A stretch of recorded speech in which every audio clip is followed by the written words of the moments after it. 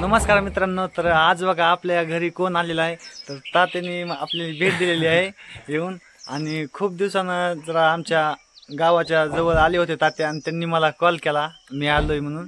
तर या मला न्यायला. तर इथं आलेले आहेत तात्या. हा बिलकुल यार. आणि आता मी युसुफ ओडगावला आलतो रात्री मुक्काम तिकडं सारणीकडं. तर मग परमला कॉल केला की बाबा मी इथे आलोय. मग ते सकाळी मला घ्यायला आलता. पुढं जायचं होतं मला, पुढं काम पण होतं, पण म्हणलं आता ह्या एरियामध्ये आलो होतो आणि मग सगळ्यांच्या गाठी फेडी तरी घेऊन जावं. आता साक्षीला पण भेटलो मस्त. आणि तुमचं काम असं चालू द्या. बीड जिल्ह्यातली माणसं एकमेकांची साथ, एकमेकांचं प्रेम असंच कायमस्वरूपी राहू द्या. बिलकुल यार, आनंद व्हायला मला आज. खूप आनंद झाला तात्या भेटल्यामुळे. आणि मी आणताना सुद्धा मला आनंद, लय आनंद. बिलकुल बिलकुल. आणि इथून पुढचा ब्लॉग कंटिन्यू करा. हा नक्कीच.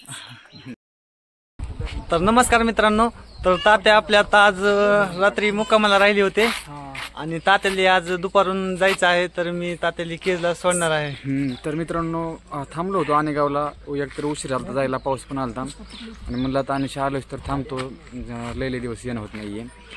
मग आता पुढचा ब्लॉग कंटिन्यू करा. थँक्यू. ओके. तर हाय मित्रांनो, तर आम्ही निघाला आहोत. तात्या आम्ही निघालेलो आहोत. तात्या थोडे साक्षीचे रील्स बनवले आणि व्हिडिओ थोडे काढायचे. आता आम्ही सध्या निघणार आहोत 1-2 व्हिडिओ काढून. आम्ही पण चाललोय साक्षी. आता भेटू परत लवकर. ओके. हां.